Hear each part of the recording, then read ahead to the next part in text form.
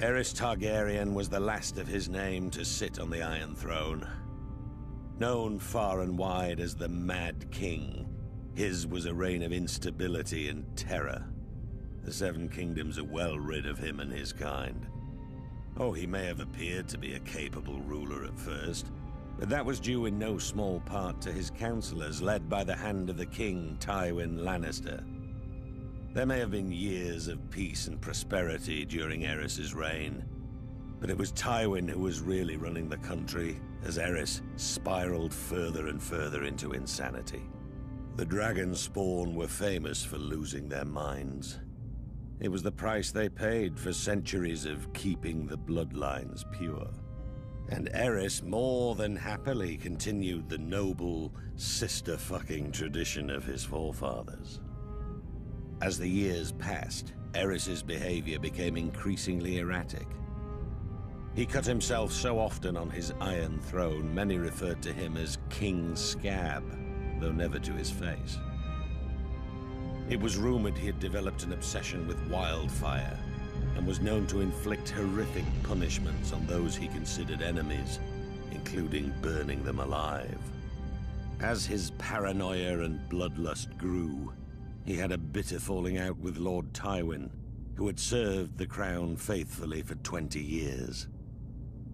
At least Tywin was able to leave the job with his life and fortunes intact. Subsequent hands of King Aerys weren't so fortunate. Then the Targaryens went too far. The Crown Prince Rhaegar abducted Lyanna Stark, daughter of Rickard Stark, the Lord of Winterfell. She was my betrothed. She was my beloved. Beautiful and spirited woman, and I loved her more than life itself. Rhaegar went south with Lyanna, hiding her away in Dorne. What harm he inflicted on the poor girl, the gods only know. Brandon Stark, Lyanna's eldest brother, was outraged. He rode to King's Landing to confront the king and demand his sister's safe return. Instead, Aerys had him executed, his father, Rickard Stark, as well. There wasn't much left to discuss after that. Aerys feared their loved ones would seek revenge for what he did. He was right to be afraid. Aerys wasted no time in calling for the heads of Brandon's younger brother, my friend Eddard Stark. And my head too, of course. I'm sorry he didn't come looking for it himself.